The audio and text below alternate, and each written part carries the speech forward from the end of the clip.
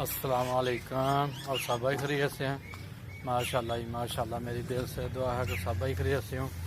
अल्हम्दुलिल्लाह ज़ोहर की नमाज पढ़ के हूँ वापसी असी दुकान पर चले हैं। दुकान बंद करके आए थे तो इंशाल्लाह जाके दुकान खोलने हैं।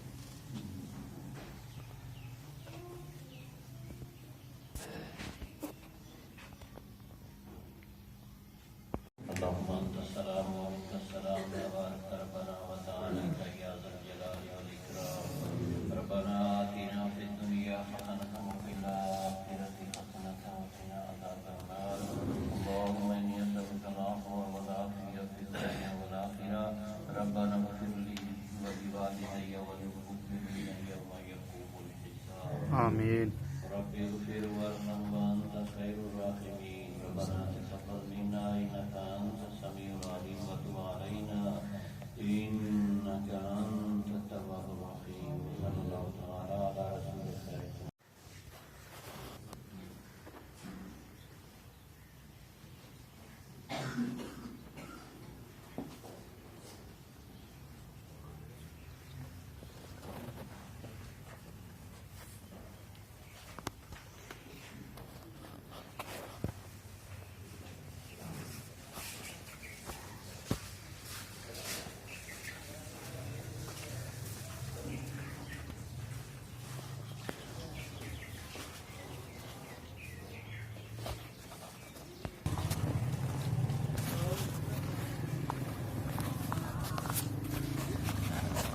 अस्सलाम वालेकुम। और सब भाई खैरियत से हैं?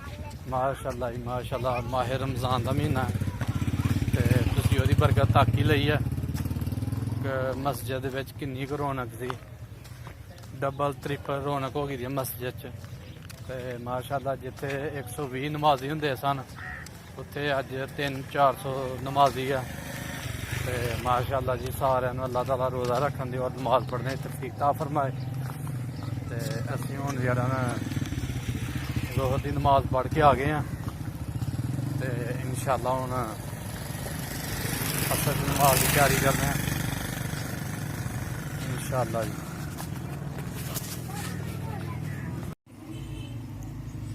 माशाल्लाह जी माशाल्लाह। साढ़े रोज़े का बंदोबस्त हो गया। घरों ब्रैड आ गई है बन के, टिक्की आ गई है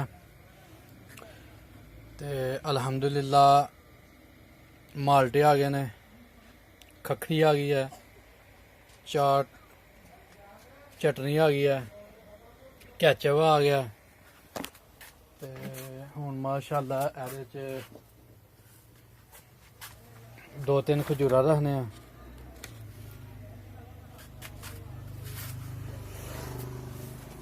ते लो जी माशाल्लाह साडी अफतारी का बंदोबस्त हो गया माशाल्लाह। हूँ 1-2 मिनट रह गया रोज़ा खुलन च ते इंशाल्लाह रोज़ा खोलने दुकान अपनी ते जी माशाल्लाह जी। माह रमज़ान की बड़ी बरकत है कि जिथे साडी मस्जिद च 170-80 बंदे हुंदे रहे ने उत्थे 400-500 बंदा हुंदा नमाज पढ़न वास्ते।